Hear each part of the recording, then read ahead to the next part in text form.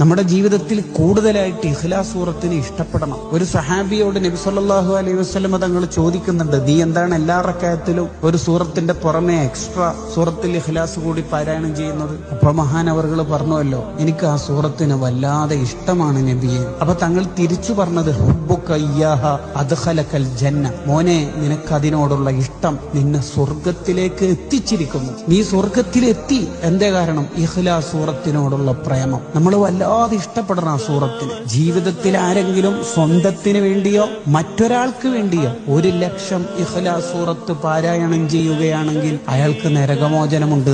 അൽ ഇതാഖത്തുൽ കുബ്ര എന്നാണ് അതിനെ വിശേഷിപ്പിക്കുന്നത്. ഷുവർ, മരിച്ചുപോയ ഉപ്പക്ക് അല്ലെങ്കിൽ ഉമ്മക്ക് അല്ലെങ്കിൽ സ്വന്തത്തിന് വേണ്ടി 1,00,000 ഇഖ്ലാസ് സൂറത്ത് ഓതിയാൽ അയാൾ പിന്നെ നരകത്തിലേക്ക് പോകില്ല. അത്രയും പവറുള്ള സൂറത്താണ് സൂറത്തുൽ ഇഖ്ലാസ്. ഇക്കാര്യം തുഹ്ഫത്തുൽ മുരീദ് അലാ ശർഹി ജൗഹറത്തുൽ തൗഹീദ് എന്ന ഗ്രന്ഥത്തിലേക്കാണ്.